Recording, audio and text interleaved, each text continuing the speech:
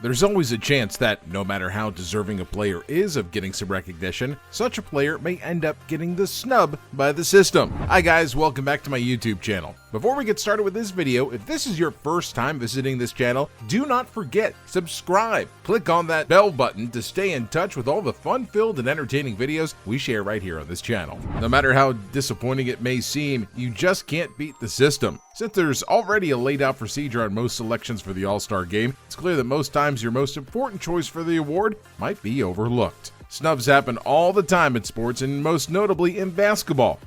Murray with 5 to shoot. Lets it go. Whether it's an MVP award, a spot on the team, or the ultimate honor of being in the Hall of Fame. It's very plain and clear that people get snubbed all the time. In today's video, we're going to look at the very engaging player, Jamal Murray. How to shake loose, the handle between the legs and back. Amino goes under. Not in time, Jamal, easy. We'll be considering if this fantastic player would pass for the biggest all-star snub of all time. Without any further delay, let's dive right in. For a little background, Jamal Murray is a 23-year-old Canadian basketball player that plays professionally with the Denver Nuggets in the NBA. Inside. He first played a season of college basketball for the Kentucky Wildcats before being drafted by the Nuggets in the 7th overall pick in the 2016 NBA Draft. Here's some facts about Jamal you may not have heard of. Half-court pass up. Durant 7 for 7! And banking it. As crazy as this may sound, Jamal Murray never got to use a cell phone until he was in college. This may seem very unbelievable given the time and season, but this is absolutely true. Nothing run as Murray in the lane throws it up backhand over the head and in. Growing up in a strict home, Jamal was not allowed the pleasure of having a cell phone until he was considered grown. Get that cool scarf, 5 games, including the Warriors.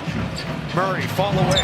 Yes! Wow. Jamal Murray. His family bought into his dream of becoming a basketball player and made sure he maximized the use of his time in achieving that dream. Not only was Jamal banned from using a cell phone, but he was also discouraged from keeping too many friends. He had a minimal social life and was never allowed to do basic activities like partying or going to the mall with friends. True to some beliefs, players are known to engage in some superstition practices before the beginning of every game. Third rebound for Blue Arrow.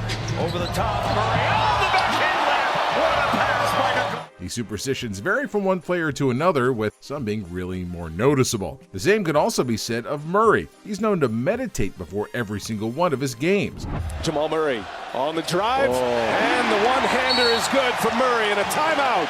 According to him, it's a significant part of his game day routine. He also claims that his 30 to 40 minutes of meditations help him play better than the last game. Jamal's favorite number is 23, although he wears number 27 for his team. Many fans have associated his love for the number 23 to an unverified fact that Jamal loves Michael Jordan. See, Michael Jordan, you remember, wore the number 23 for the Chicago Bulls, but he never got to watch MJ play, so it's ruled out as a possibility. Murray certainly is not going to be the first player to have this attachment to this particular number, since it seems most players love the number 23 because of MJ.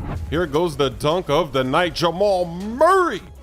However, not minding that the number is his favorite, he had never for once not worn the Denver Nuggets number 27. There's a high chance that his love for this number was influenced by his birth date. Jamal's family kept him on a rigorous schedule, and as such, Murray was always known to do push-ups in the snow growing up. Remember how we mentioned that his family wanted nothing more than for him to become a great basketball player? Well, Jamal's dad made sure he worked out all the time, no matter what the weather was outside in his home country of Canada. His father made sure he did his push-ups outside. Jamal became accustomed to doing push-ups and other exercises in snows and freezing cold because of his home training. According to Jamal's father, it was vital for Jamal to fight through any condition and get even better with time. Luckily, this has helped this young player in achieving a lot for himself. Now let's take a look at his achievements so far. The Denver Nuggets were very lucky to have Murray fall to them at number 7 in the 2016 NBA Draft, since he was exactly what they had been looking for. Lead pass, Jokic, Murray. He was all that they could imagine and more with his three-point shooting skills and his ability to play both guard positions. Dallas. 2-3, that's his high straight. Christopher Dempsey of the Denver Post newspaper once said that the Nuggets were really thrilled about Murray's presence at the time, as they had slotted him at number 3 on their 2016 NBA draft board. That, however, did not come to fans as a surprise given his complete blowout success at Kentucky. Jamal was the first player under coach John Calipari to average over 20 points a game at Kentucky. Given the professionalism that Coach Cal's run in Lexington, 59-52. Let's see if the Nuggets can make it push.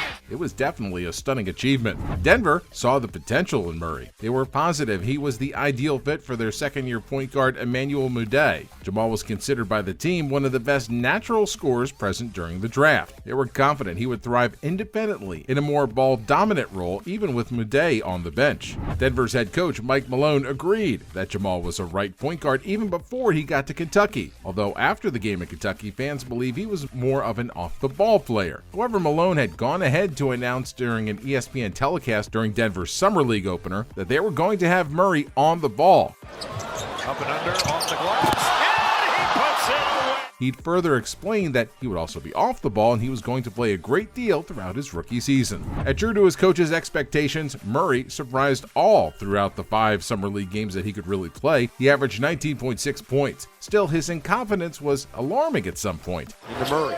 Murray lets it fly. Yes! Jamal Murray. He shot an overall 42.5% with about 27.6% from beyond the three-point line. Entering the year, Murray was predictably challenging for Gray Harris's position at the starting shooting guard spot. However, it became apparent he may end up coming off the bench. But this may have been a better role for Jamal. Sadly, he got lost in that game since there were other young guards on the floor during that season. Most shots he ignored were forced, and he had more victories as the primary ball handler for the rest of the week. Murray proved that playing off the ball wouldn't be much of a work for him, considering that was all he did in Kentucky because of point guard Tyler Ulis. With the Nuggets, led by Jamal and Nikola in the 2018-2019 season, there had been so many expectations that got dashed to the ground. Murray with his second explosive dunk of the quarter. He already has 6 points. Fans had thought the Nuggets would take the necessary steps in development and miss the playoffs. However, they managed to be one of the top 2 seeds in the Western Conference. While Jokic is clearly a better player of the two, Murray has been a vigorous member of the team. His average of 18.5 points, 4.9 assists, and 4.4 rebounds per game has managed to push the Nuggets to a 35-15 record. Excellent setup. Murray for 3. Murray is becoming a leading sharpshooter with a knack to go off on any given night. His most notable moments came when he won 5 out of 11 three-pointers and recorded 48 points in a win over Kyrie Irving and the Celtics. Bearing in mind that the Nuggets have one of the cleanest records in the league, it's debatable as to why they only have one player representing them in the 2019 All-Star Game. Step back fadeaway. Yes! Amid the thousands of spectators, This is strange, especially since no single player stands out expressively from the rest of the team on the stat sheet. Regrettably, Jamal will probably have to wait another year before he gets another opportunity to prove himself. Notwithstanding, Murray had an impeccable career since joining the Nuggets. On December 18th of 2018, Murray had 22 points, 15 assists, and a 126-118 win over the Dallas Mavericks. A few days later, he scored another 46 points with a career-high 9 three-pointers and a 122-118 win over the Phoenix Suns.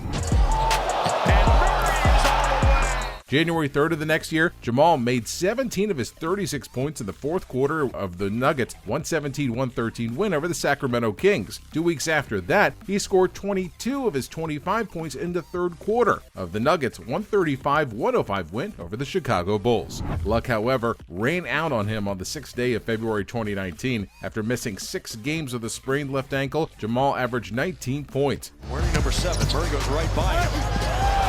He also made 11 assists on a 135-130 overwhelming loss to the Brooklyn Nets. During the third game of the team's second-round playoff series against the Portland Trailblazers, Jamal had 34 points in a 4 OT loss, 140-137. And in the fourth game, he managed another 34 points, but this time it was in a 116-112 win. Well, from where I stand, given Jamal's fantastic list of achievements, he's about to become one of the most prominent All-Stars to be snubbed. His records and results have not been given enough recognition as they should. A career as good as his deserves a good pat on the back from one time to another.